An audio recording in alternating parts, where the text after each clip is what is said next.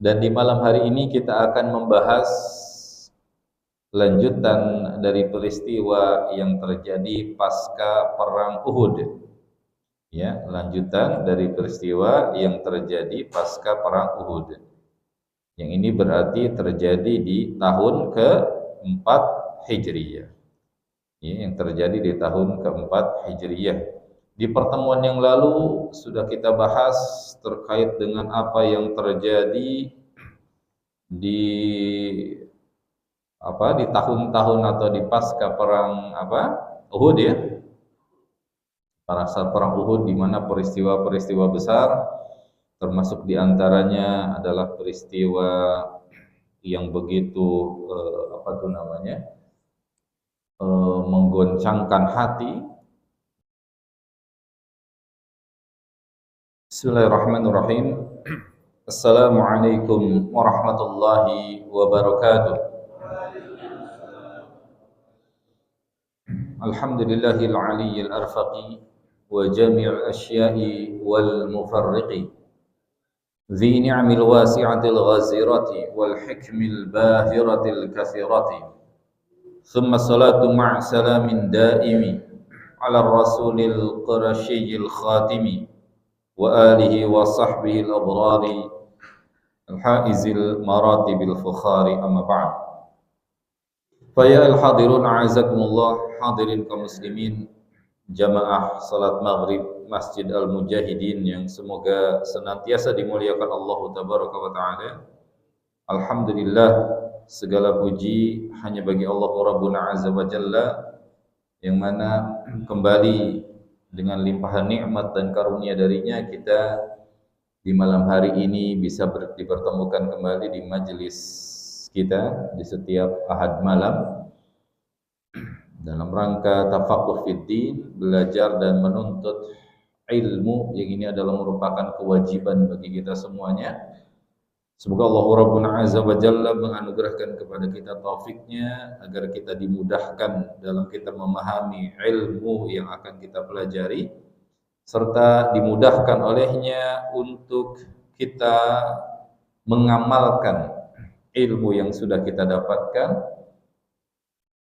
sebagaimana disebutkan oleh para ulama kita bahwasannya salah satu dari indikator atau tanda bersihnya hati seseorang adalah ketika ia mudah mengamalkan ilmu yang sudah ia dapatkan.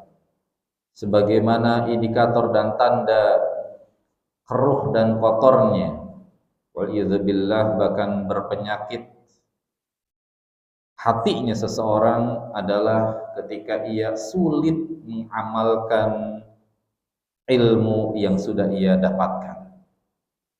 Jadi semoga Allah Rabbuna azza wa jalla tentunya berkenan untuk menganugerahkan kepada kita taufiknya agar kita dimudahkan dalam mengamalkan ilmu yang sudah kita dapatkan dan tentunya diberikan kepada kita sekalian keistiqomahan di atas perkara itu sampai akhir hayat kita, sehingga tidaklah kita meninggalkan dunia yang sebentar ini melainkan berada di atas jalan yang ditetapkan oleh Allah Rabbuna azza wa jalla, yaitu siratal mustaqim, jalan yang lurus, jalan yang ditempuh oleh para nabi dan rasul, dan juga jalan yang ditempuh oleh para syuhada, para orang-orang soleh yang telah mendahului kita. Amin Allahumma amin. Baik hadirin kaum muslimin yang semoga Allah muliakan, kita masuk kembali di pembahasan sirah. Dan di malam hari ini kita akan membahas lanjutan dari peristiwa yang terjadi pasca perang Uhud. Ya, lanjutan dari peristiwa yang terjadi pasca perang Uhud. Yang ini berarti terjadi di tahun ke-4 Hijriyah. Ya, yang terjadi di tahun ke-4 Hijriyah. Di pertemuan yang lalu sudah kita bahas terkait dengan apa yang terjadi di tahun-tahun atau di pasca perang Uhud ya. Pasca perang Uhud di mana peristiwa-peristiwa besar termasuk di antaranya adalah peristiwa yang begitu menggoncangkan hati, ya, disebut dengan peristiwa Bir Ma'unah di pertemuan bulan lalu ya, yaitu di mana para hufaz, para penghafal Al-Quran yang ia diutus atau yang mereka diutus oleh baginda Nabi Shallallahu Alaihi Wasallam lalu kemudian dikhianati, dan ternyata para hufaz tersebut justru malah dibunuh oleh orang-orang yang menjadi musuh, ya, menjadi musuh bagi dakwah, ya, bagi kaum muslimin. Dan lanjutan dari peristiwa tersebut atau imbas, intinya ini adalah imbas dari apa yang terjadi di perang Uhud, di mana kaum muslimin di perang tersebut mengalami peristiwa yang kurang mengenakan. Ya, walaupun para ahli sejarah mengatakan tidak bisa dikatakan kaum muslimin kalah, namun faktanya ya jumlah kaum muslimin yang memang lebih besar, lebih banyak yang wafatnya para syuhadanya daripada orang-orang musyrikin yang terbunuh di perang tersebut. Ya, ini mengindikasikan memang sebuah tekanan atau beban mental bagi kaum muslimin itu sendiri. Termasuk diantaranya yang memanfaatkan kondisi itu, kondisi di mana kondisi kaum muslimin sedang terpukul tersebut bertubi-tubi ya, di perang Uhud, kemudian ada pengkhianatan yang kemarin kita bahas di 2 tempat, itu membuat orang-orang yang benci terhadap Nabi Muhammad SAW dan para sahabatnya, membenci Islam itu semakin menjadi-jadi, melihat seolah kehancuran bagi kaum muslimin sudah di depan mata nih. Karena bertubi-tubi dari perang Uhud, kemudian pengkhianatan yang dilakukan oleh orang-orang yang mengatakan mereka mau masuk Islam gitu ya. Sehingga mengakibatkan orang-orang yang memang sudah radang dan gak suka dengan Islam itu memanfaatkan keadaan. Islam mau hancur nih, mau rusak, dalam persepsi mereka seperti itu, mau kalah. Dan di antara mereka orang-orang yang sangat benci terhadap Islam, terhadap dakwah Nabi Muhammad SAW adalah orang-orang Yahudi. Di pertemuan kita malam hari ini kita akan bahas terkait dengan perang Bani Nadir. Perang Bani Nadir. Bani Nadir adalah salah satu dari komunitas Yahudi yang ada di Madinah, yang masih tersisa di dalam kota Madinah. Dulu di pertemuan yang beberapa waktu yang lalu ketika kita bahas perang Badar ya, kita bahas perang Badar, maka pasca terjadinya perang Badar terjadilah sebuah pengusiran besar-besaran terhadap siapa? Masih ingat? Pemilik pasar besar di Madinah, yaitu Bani Qainuqa, ya, masih ingat ya? Itu pasca perang Badar atau 2 tahun sebelum kejadian ini. Nah, ini hadirin kaum muslimin yang semoga Allah muliakan, perang Bani Nadir ya, atau Bani Nadir, orang-orang Yahudi, adalah sejatinya mereka orang-orang yang tidak bisa berperang. Mereka itu tidak bisa berperang, orang-orang yang tidak bisa mengangkat senjata. Mereka tidak cukup memiliki keberanian untuk berperang. Dari nenek moyangnya sudah seperti itu. Maka tidak heran kalau zaman sekarang, Yahudi zaman sekarang, ya kita lihat kekonyolan-kekonyolan yang mereka lakukan. Terus terkesan perkasa, gagah dengan dengan seragam militer yang mereka kenakan dan teknologi kemiliteran yang ada di tangan mereka. Namun kekonyolan itu tidak bisa mereka sembunyikan di balik seramnya baju militer itu. Sehingga ya banyaklah dikenal di antara mereka, kita dikatakan sebagai pasukan berpopok ya. Karena memang mereka dari sejak dahulu juga bukan orang yang memiliki cukup keberanian untuk berperang. Ya. Kalau bicara masalah provokasi, tajam lidahnya, mulutnya, wah luar biasa. Ya. Dan juga kepiawaian mereka adalah ketika mereka melakukan konspirasi dari zaman dahulu seperti itu. Sehingga dikatakan oleh Syekh Safiyur Rahman bahwasannya mereka itu bukan orang-orang yang biasa berperang, orang-orang yang bukan orang biasa berperang, karena orang Yahudi di Madinah itu adalah mereka orang-orang yang menguasai perekonomian. Mereka tuh para ekonom yang menguasai perekonomian, perdagangan. Makanya mereka punya pasar besar di Madinah yang sudah dibahas oleh Bani Qainuqa tuh punya pasar. Jadi mereka tuh orang-orang yang menguasai dari segi apa? Perekonomian. Mereka bukan orang yang biasa mengangkat senjata.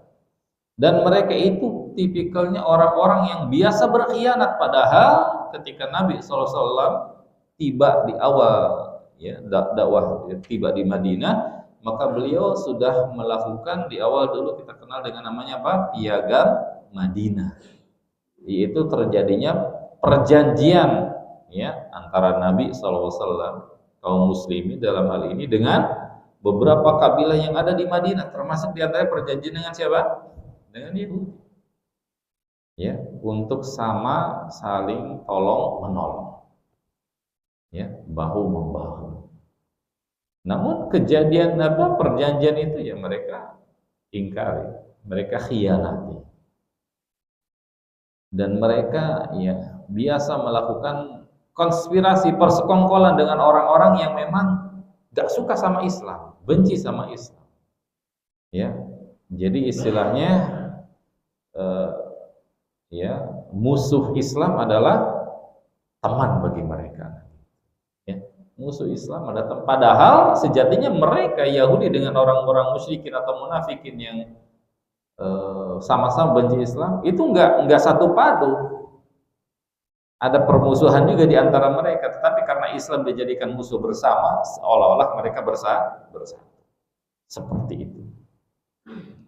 Ya, mereka menampakkan luar biasa kedengkian, dijadikan ini sebagai momentum bagi mereka melihat Islam terlihat sudah terpukul gitu ya. Sehingga ini kayaknya sebuah kesempatan bagi mereka untuk bisa memukul kaum muslimin. Ya, mereka luar biasa melakukan berbagai macam cara ya untuk bisa apa namanya mengganggu Islam dan juga kaum muslimin, mengganggu dakwah Nabi SAW. Dengan awalnya dengan tanpa berperang, ya dengan tanpa berperang dengan mereka memprovokasi, mereka melakukan konspirasi, ya kejahatan-kejahatan di balik itu. Baik,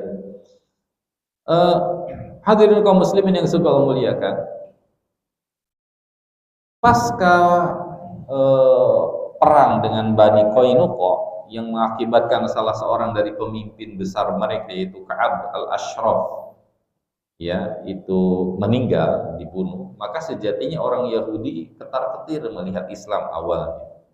Ya, ketar-ketir melihat, takut mereka. Jadi lebih banyak mereka lebih memilih diam. Namun sekali lagi pasca perang Uhud ini dijadikan momentum bagi mereka untuk apa? Untuk bisa menghancurkan Islam. Mereka mulai aktif menjalin hubungan dengan orang-orang yang membenci Islam, dengan orang-orang munafik, dengan orang-orang musyrikin, bahkan jaringan dengan orang-orang Quraisy, musyrikin Quraisy.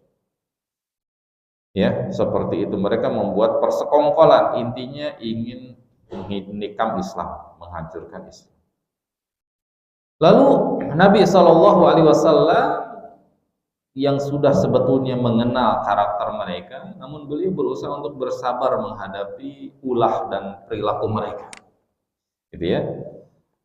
Ketika justru mereka semakin berani, semakin lancang pasca tragedi yang kemarin Ar-Raj'i dan Bir Ma'unah itu, mereka melakukan konspirasi dengan tujuan sekarang langsung ke titik utamanya, aktor utamanya. Mereka ingin membunuh Nabi SAW. Singkat kisah begini.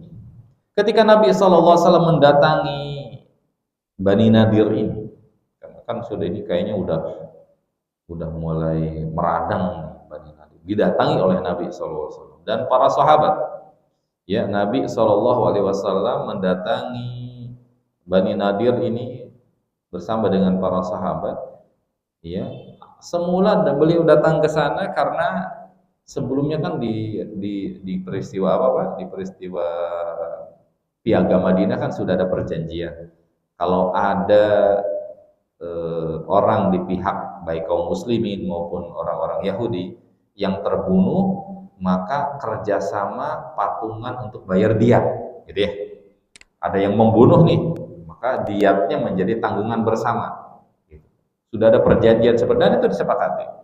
Dan dalam peristiwa ini kan kita kemarin sudah ada dibahas, yaitu terjadi peristiwa Amr bin Umayyah Ad-Dhamiri, ya, yang apa namanya di tengah perjalanan kemudian harus membunuh seseorang dan kemudian akhirnya dibunuh ya.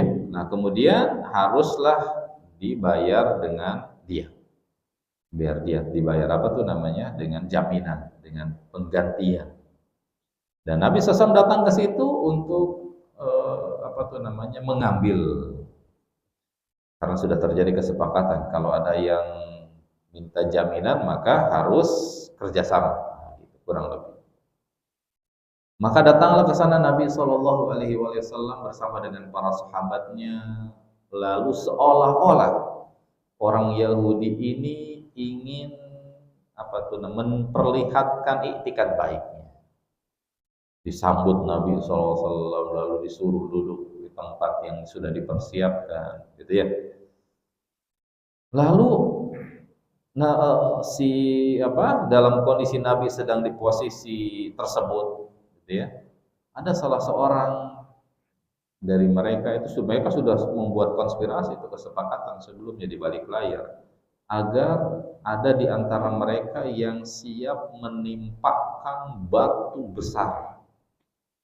Jadi Nabi ada di situ di satu tempat yang sudah dipersiapkan, ya, dan para sahabatnya ada di situ. Lalu kemudian sudah dirancang ada seseorang di antara mereka yang sudah siap dengan batu besarnya untuk ditimpakan ke Nabi SAW. Sudah berencana seperti itu, sejahat itu, luar biasa. Padahal datang ke situ dengan tujuan untuk apa? Mengambil perjanjian, sudah ada kesepakatan. Ya. Lalu sempat terjadi sebuah dialog ya di antara mereka, bahwasannya siapa yang berani, yang mau menjalankan tugas ini, menggelindingkan batu ditimpakan ke Nabi SAW. Ada seorang Yahudi dengan lantangnya, ya, Amr bin Jahsh.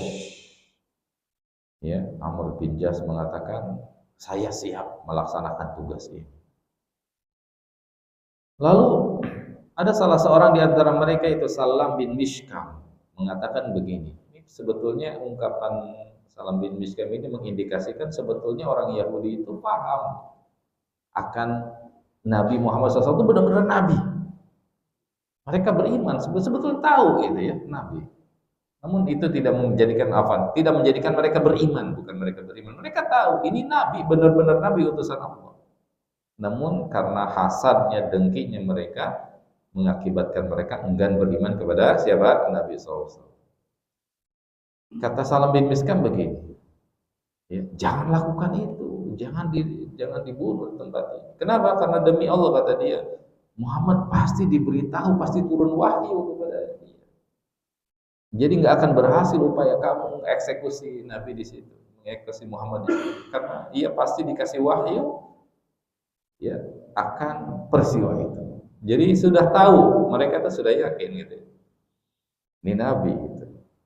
Namun ya itulah, ya, karena hasadnya, kebencian mereka dengan Islam sehingga tidak menjadikan mereka menerima hidayah gitu. Kemudian benarlah apa yang dibisikkan di antara mereka karena malaikat Jibril turun dan menginformasikan kepada Nabi akan maksud jahat dan buruk yang sedang dipersiapkan oleh mereka.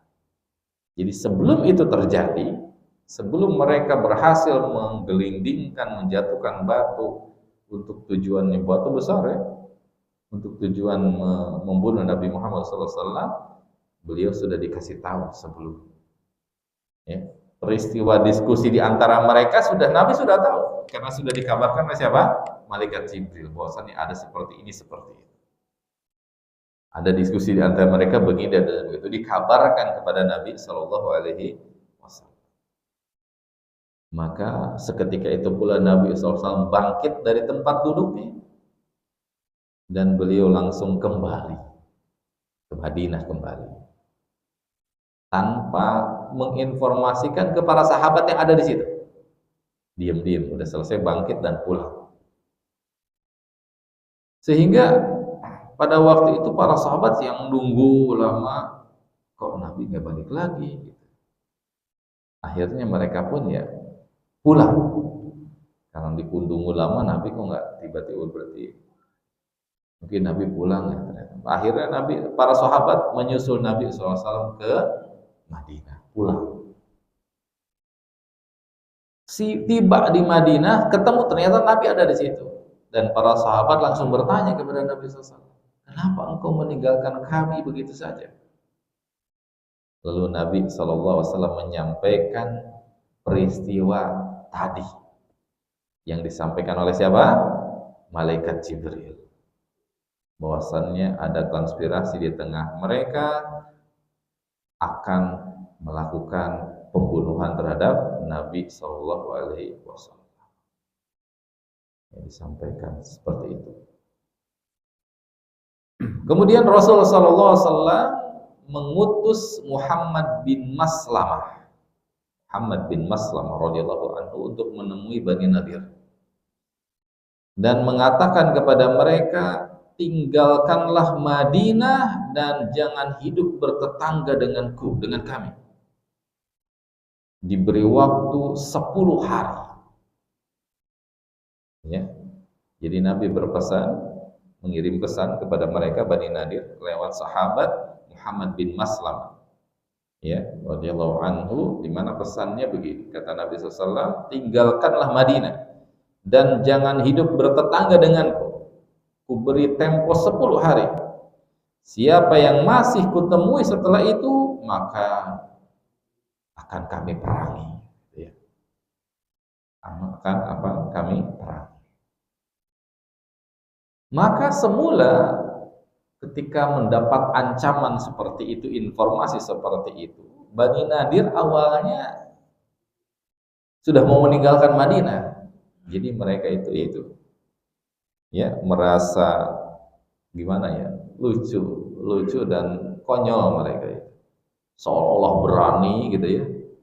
Tapi digertak seperti ini langsung ciut. Dan mereka langsung takut. Padahal semula luar biasa songongnya, lancangnya luar biasa. Sama kaum muslim itu luar biasa. Tapi sekali digertak langsung menciut. Akhirnya mereka bersiap-siap untuk meninggalkan Madinah. Sama dengan Bani Qainuqa sebelum siap-siap tuh. Namun sebelum kepergian mereka dari Madinah, Abdullah bin Ubay bin Salul, tokoh munafik, datang ke tengah-tengah mereka, mengirim utusan untuk mengatakan bahwasannya intinya jangan pergi, ya, tegarkan diri kalian, kuatkan diri kalian, bertahan di sini, jangan tinggalkan rumah kalian. Kata Abdullah bin Ubay ke si utusannya ini, sampaikan kepada mereka bahwasannya saya punya 2.000 orang yang siap membela kalian. Kata siapa? Abdullah bin Ubay.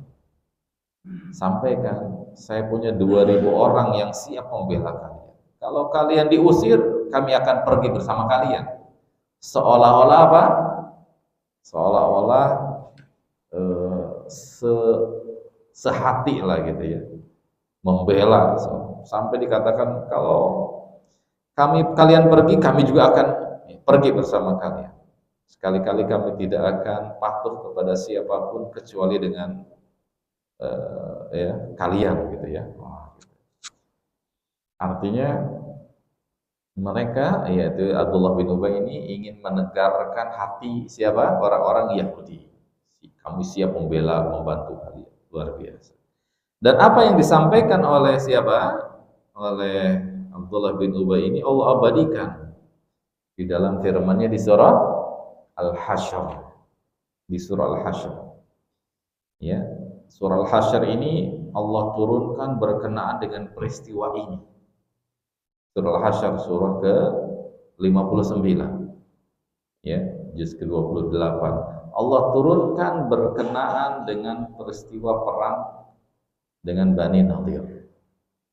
Apa yang disampaikan oleh Abdullah bin Ubay Allah abadikan di dalam firman-Nya. Allah abadikan di dalam firman-Nya. Tepatnya ya di dalam firman Allah di surah Al-Hasyr di ayat yang ke-11 ke-12.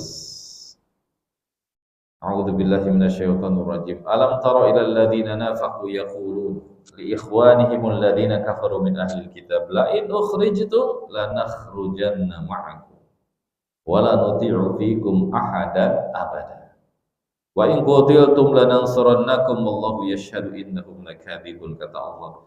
Tidakkah engkau memperhatikan orang-orang munafik? Orang-orang munafik.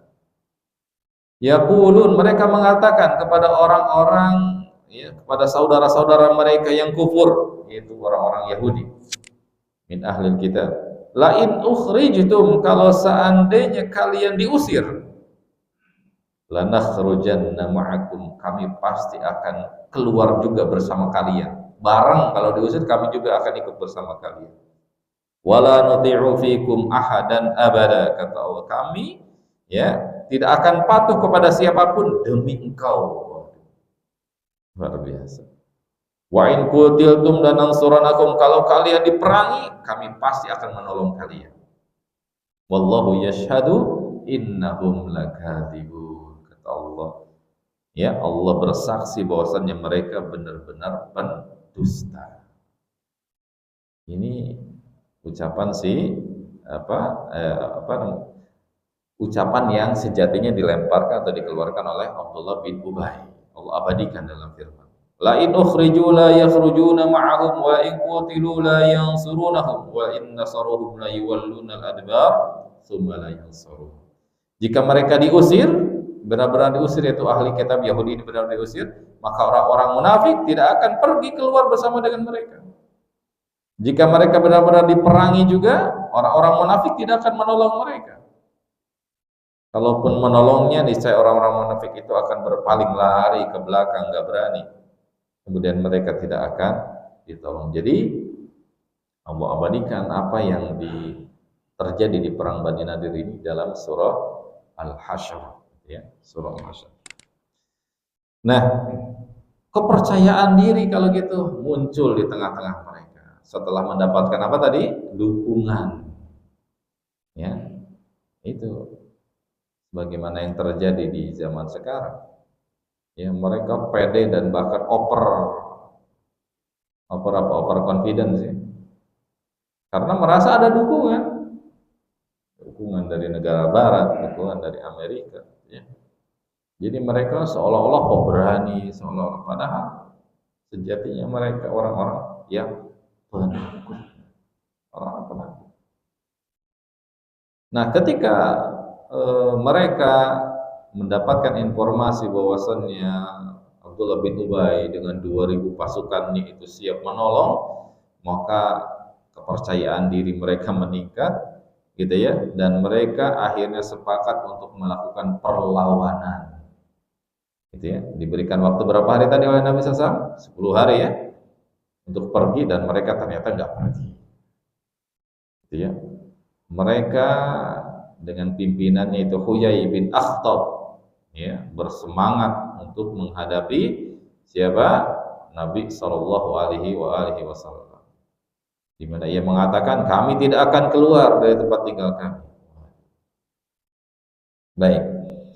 Dan tentu hadirin kaum muslimin yang saya muliakan, ya ini Artinya kan mereka menarik atau membunyikan genderang perang ya. Artinya mereka siap berperang dengan siapa? Dengan kaum muslimin, dengan Nabi SAW dan para sahabat. Lalu terjadilah pengepungan itu. Ya, terjadilah pengepungan. Jadi mereka satu kampung itu dikelilingi oleh benteng. Ya, mereka bersembunyi di balik benteng-benteng mereka. Rasulullah Shallallahu Alaihi Wasallam ya, dan para sahabatnya bangkit bertakbir untuk menyerang Bani Nadir. Ya, dan sebelumnya Nabi SAW menunjuk Abdullah bin Umi Maktum ya untuk menjadi wakil beliau di Madinah. Ya, luar biasa ya, sahabat Abdullah bin Umi Maktum yang kita tahu kondisi beliau. Jadi intinya Nabi SAW itu ketika mempercayakan seseorang itu ya dilihat dari kapasitasnya, bukan status sosialnya, bukan karena ia sebagai orang yang kaya atau bukan karena seperti apa. Dilihat kondisinya.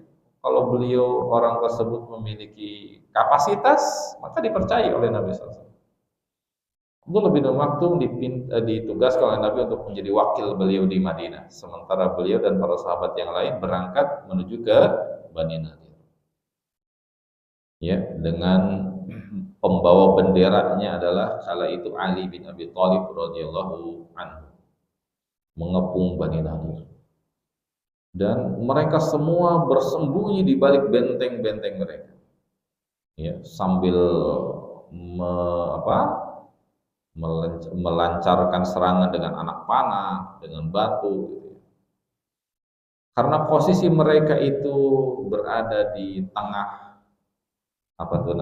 perkebunan kurma. Jadi menjadikan mereka tempat yang sempurna untuk mereka melakukan pertahanan gitu, dengan pohon-pohon kurma tersebut. Maka Nabi SAW memerintahkan kepada para sahabat untuk menebang pohon kurma. Pohon kurma yang tebang dan dibakar, ya, dan dibakar.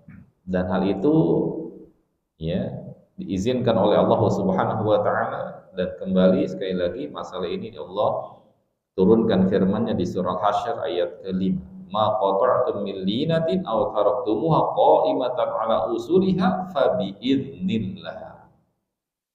Apa saja yang kalian tebang dari pohon kurma itu milik orang-orang kafir itu, atau yang kalian biarkan tumbuh berdiri kokoh di atasnya, maka semua itu adalah dengan izin Allah. Allah izinkan.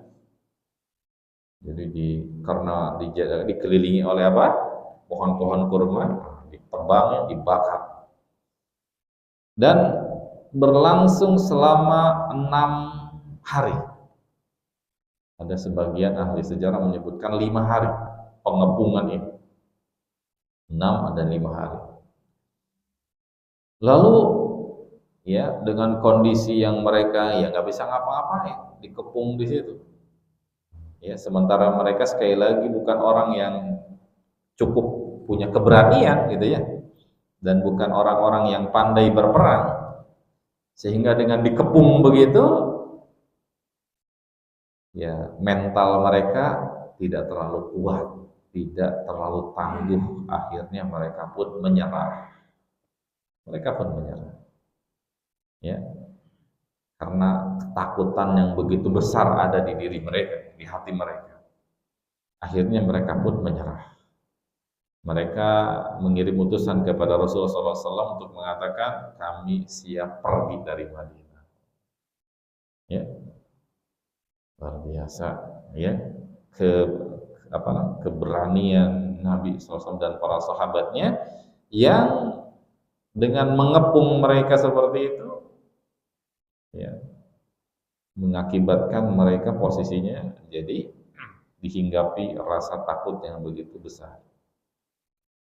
Ya, sehingga mereka itu mengatakan diri akan menyerah dan pergi dari Madinah.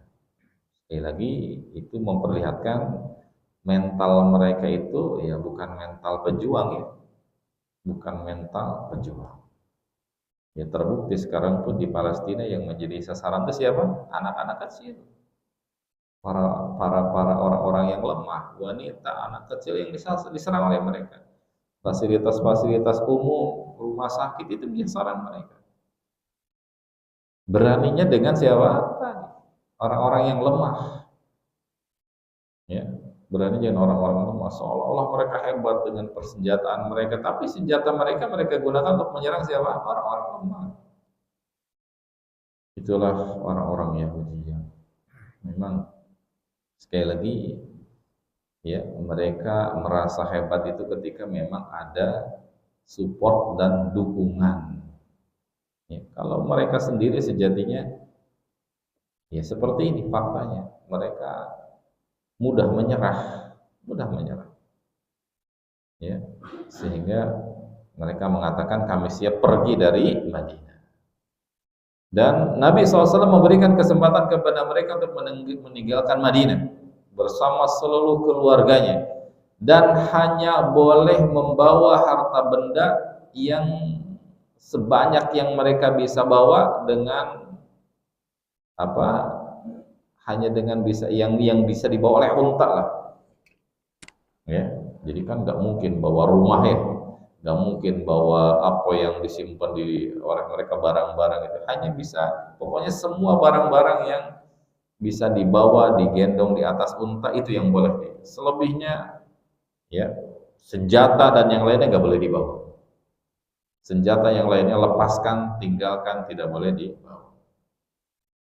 Maka mereka pun dengan sendirinya, dengan tangan mereka, tidak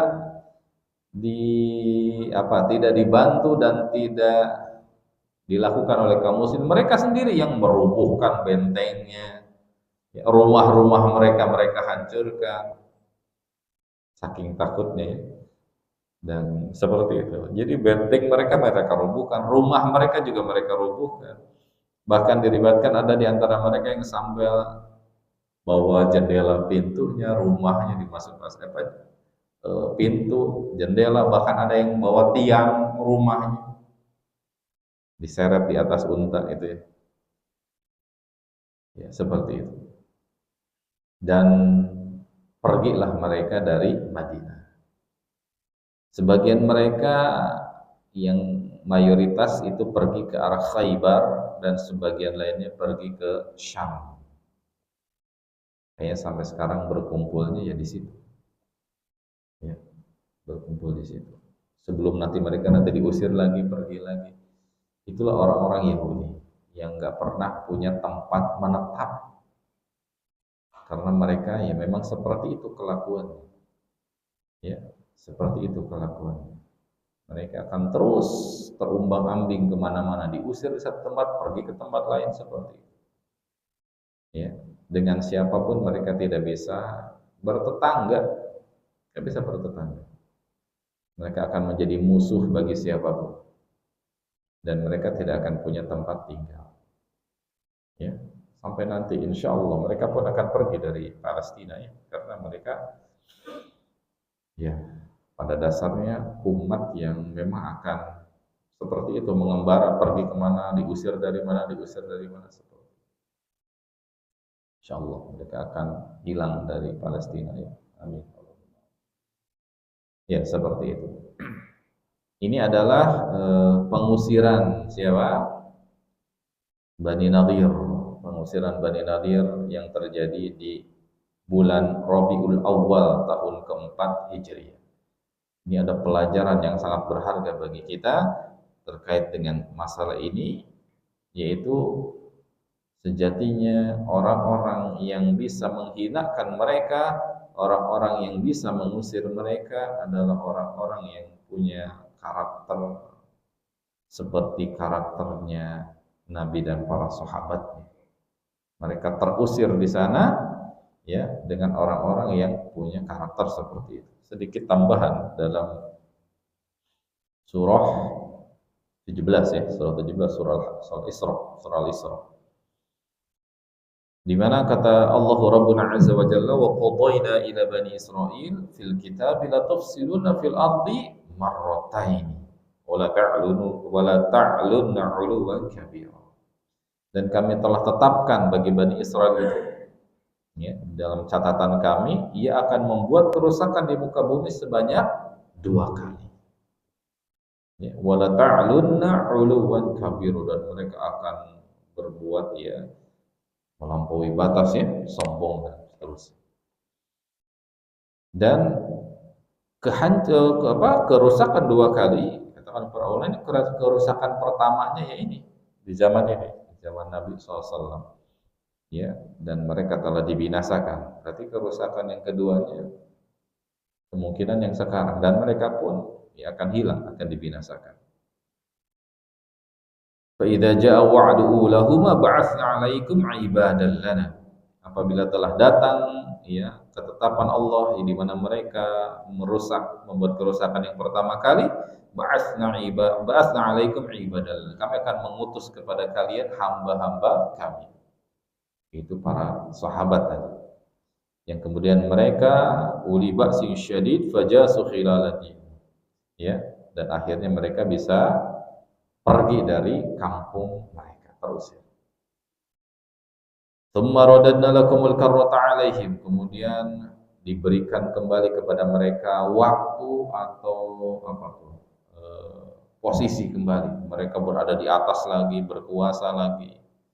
Wa amdannakum bi amwal, harta mereka bertambah lagi, anak keturunan mereka pun seperti itu. Jadi ini fase yang kedua, fase yang kedua.